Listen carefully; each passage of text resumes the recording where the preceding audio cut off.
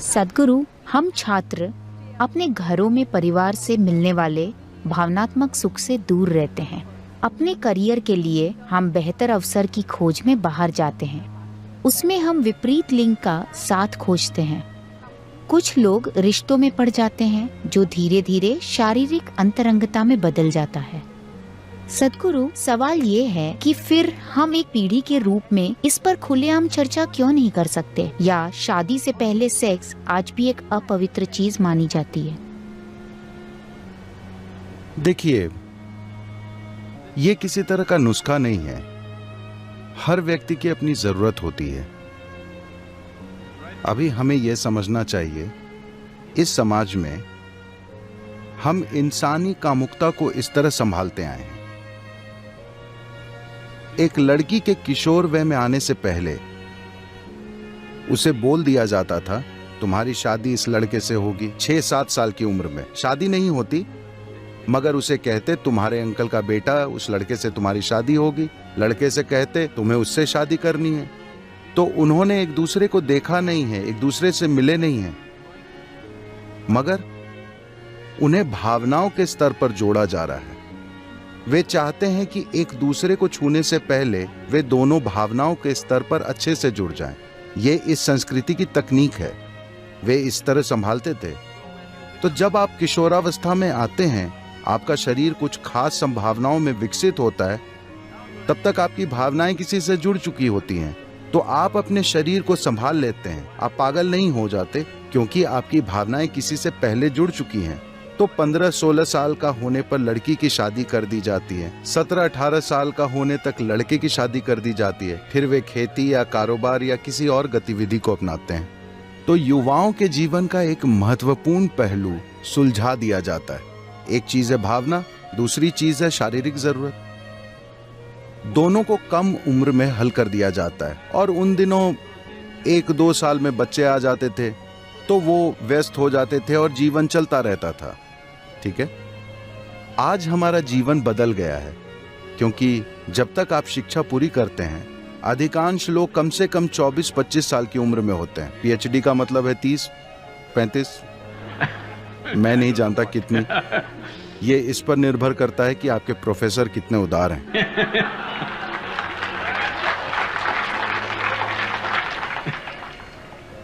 तो मान लेते हैं कि शिक्षा का औसत समय 25 साल की उम्र है। जब तक उन्हें रोजगार मिलता है और वे कहीं सेटल होकर आर्थिक सुरक्षा पाते हैं, वे 30 साल के हो जाते हैं। ठीक है, इंसान के हार्मोन 15 से 30 साल के बीच सबसे चरम पर काम करते हैं। आप लोगों को साधुओं की तरह जीना नहीं सिखा रहे। आप उन्हें कोई साधना नहीं सिखा रहे जिससे वे अपनी ऊर्जा को किसी दूसरी संभावना में बदल सकें और कुछ और प्राप्त कर सकें। ऐसी कोई चीज नहीं है। और लड़के लड़कियों के बीच नजदीकी है। अगर आप इस चीज का हल नहीं खोजना चाहते, तो आप एक अस्वस्थ समाज बनाएंगे। बहुत अस्वस्थ समाज, जो दुर्भाग्य से हमारे समाज में हिंसक तरीकों से व्यक्त हो रहा है, क्योंकि हमने इंसान की मूलभूत जरूरतों का हल नहीं खोजा है। पहली चीज है पोषण। अगर पोषण की समस्या हल हो जाए, आपको समझना चाहिए, पोषण का मतलब है जीवन चलाना। एक बार जीवित रहने की प्रक्रिया का हल हो गया, तो कुदरती रूप से ये प्रजाति कोई एक व्यक्ति नहीं, आप जिस प्रजाति के हैं वे प्रजनन की इच्छा करती है। इसे इसी तरह बनाया गया है। ये प्रजनन की चाहत इस प्रजाति के जीवित रहने के लिए है। अगर लोग प्रजनन नहीं करेंगे तो मानव नस्ल खत्म हो जाएगी, है ना? तो आपका शरीर और दिमाग कई चालें चलते हैं, और जब आप किसी को देखते हैं तो अचानक आपको लगता है वे सबसे खूबसूरत हैं, अचानक आपको लगता है कि वे सबसे शानदार हैं। बाद में आपको कई चीजें पता चलती हैं। Many things.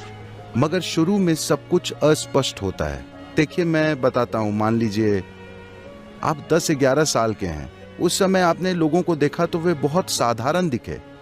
अचानक 14 साल की उम्र में किसी के शरीर का हर छोटा उभार अपने आप में एक पूरी दुनिया हो जाता है, क्योंकि आपके हार्मोन हर चीज को प्रभावित करने लगते हैं। एक तरह से आपके हार्मोन आपकी बुद्धि को बंदी बना लेते हैं। ये बुरा या अच्छा बताने की चीज नहीं है, ये एक कुदरती प्रक्रिया है। कुछ लोग हो सकते हैं जो उससे परे चले जाएं। अगर वे उसके परे जाते हैं तो उनके लिए शानदार है, उनके लिए मजबूरी नहीं होती, वो इसके परे चले जाते हैं, उस व्यक्ति के लिए शानदार है। मगर आप पूरे समाज से इसके परे जाने की उम्मीद करें, ये बेवकूफी है। ऐसी कोई चीज नहीं होती। तो निश्चित रूप से बहस होनी चाहिए कि कब और कैसे कामुकता होना चाहिए। मगर अब भी हमारे कुछ सांस्कृतिक पहलू हैं। that we are an emotional lot. हम आज भी भावुक लोग हैं। जब चीजें जरूरी भावनाओं के बिना होती हैं तो लोगों को कष्ट होता है, ढेर सारे लोगों को। कुछ लोग इससे ऊपर हैं, मगर लोगों को कष्ट होता है।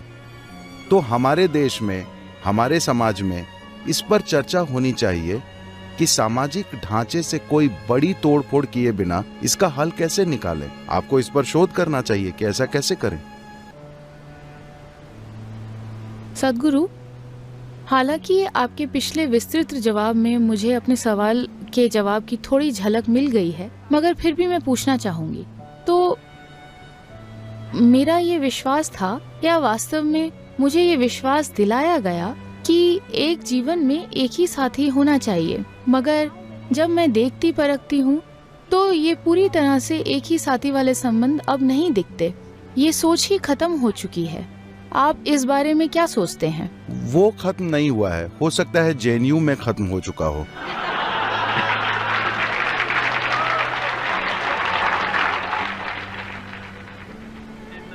बाकी की दुनिया में ये वाकई खत्म नहीं हुआ है।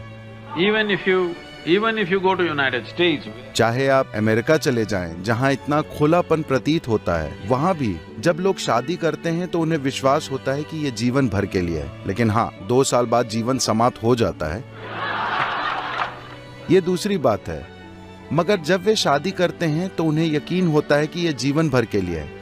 तभी वे हीरे पर पैसे खर्च करते हैं। उन्हें लगता है कि ये जीवन भर की बात है। वे हीरे खरीदते हैं, मगर दुर्भाग्यवश कई वजहों से रिश्ते बिगड़ जाते हैं। और इतनी आसानी से उनके बिगड़ने की एक वजह यह है कि लोग काफी बड़ी उम्र में एक दूसरे से मिल रहे हैं। देखिए, जब लोग कम उम्र में मिलते थे तब उनकी शख्सियत ठोस नहीं होती थी। वे 17-18 की उम्र में मिलते थे तब 2 लोग बहुत आसानी से एक हो जाते थे। अब वे 30 की उम्र में मिल रहे हैं, दोनों ठोस हो चुके हैं, 2 ठोस चट्टाने। मगर मैं देखता हूं कि अगर लोग कम उम्र में शादी करते हैं तो वे साथ निभाते हैं। अगर लोग 50 साल के बाद शादी करते हैं तो वे भी निभाते हैं, क्योंकि वे फिर नर्म हो जाते हैं, चट्टान पिघल जाती है।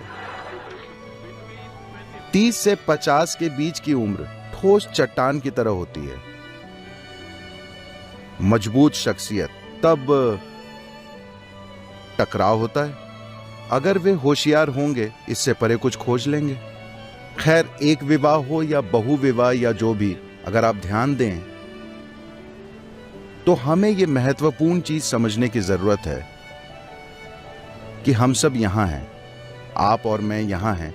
इसका मतलब है कि कुछ समय पहले एक पुरुष और एक स्त्री का मिलन हुआ था। हो सकता है आप सोचे वे माँ बाप हैं, वे प्यार नहीं करते, वे सेक्स नहीं करते, वे कुछ नहीं करते, किसी पुजारी के मंत्र पढ़ने से शायद आप पैदा हो गए। नहीं, ऐसा नहीं है। किसी की शारीरिक जरूरत थी, उसे उन्होंने शादी से पूरा किया और इसलिए हम यहाँ हैं। और अब हम एक खास उम्र में, अपने जीवन के एक चरण में, जब आप 18 के हो जाते हैं तो आप हमेशा शादी के खिलाफ हो जाते हैं।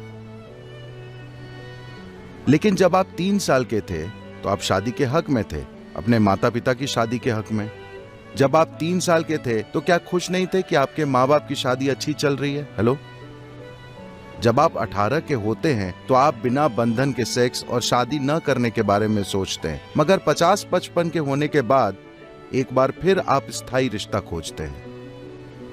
तो ये सोचना आपका काम है, क्योंकि ये आपका जीवन है, कि आप तय करें कि आप ऐसा जीवन चाहते हैं जहां आप हमेशा अपनी भावनाओं के लिए कोई साथी खोजते रहें, या आप इसे इस तरह हल करना चाहते हैं कि आप अपनी बुद्धि और समय को कुछ और बनाने, अपने शोध, अपने काम या जो भी आप कर रहे हो उसमें लगाएं।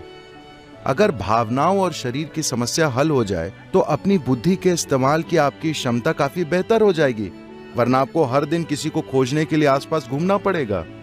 नहीं, मैं ये इसलिए कह रहा हूं क्योंकि मुझे बहुत बुरा लगता है। अमेरिका में मैं लोगों को जानता हूं और आप जानते हैं कि वहां अब हजारों लोग मुझसे जुड़े हैं। 40-45 की उम्र के लोग, मेरा मतलब महिलाएं, शानदार लोग, मगर वे इन चीजों में लगी हैं। इन दिनों सब कुछ ऑनलाइन होता है, वरना वे जाकर किसी बार में बैठकर इंतजार करती थीं। आज कोई आकर उन्हें ले जाएगा। ये बहुत भयंकर है। Tinder generation. I'm sorry? Tinder generation. आप इसे जो चाहें कहें, मगर मुझे लगता है कि ये बहुत दयनीय है कि 45 साल की स्त्री को एक उचित माहौल में प्रेम और सम्मान मिलना चाहिए। वो वहां बैठकर इंतजार करती है कि कोई अजनबी उसके रास्ते आए और वो अगले 10 मिनट में फैसला करने वाली है जब वो उसकी ड्रिंक या डिनर का बिल चुकाता है। ये भयंकर दुख की बात है। ये भयंकर है कि आपकी कोई गरिमा नहीं रह जाती। इसका मतलब ये नहीं कि हर कोई उस रास्ते पर जाए, मगर आपको कोई सामाजिक ढांचा तोड़ने से पहले सभी के कल्याण के बारे में सोचना चाहिए। आपको सोचना चाहिए कि उसके बदले एक बेहतर ढांचा ला सकते हैं या नहीं। जीवन के किसी भी चरण में हर किसी को समझना चाहिए, चाहे वो सामाजिक ढांचा या राजनीतिक ढांचा या समाज का मनोवैज्ञानिक ढांचा, उसे तोड़ने से पहले हमें सोचना चाहिए कि क्या हमारे पास बेहतर विकल्प है। एक वैकल्पिक प्रणाली के बिना अगर आप मौजूदा ढांचे को तोड़ेंगे जो काफी अच्छा चल रहा है, तो सब अस्त व्यस्त हो जाएगा।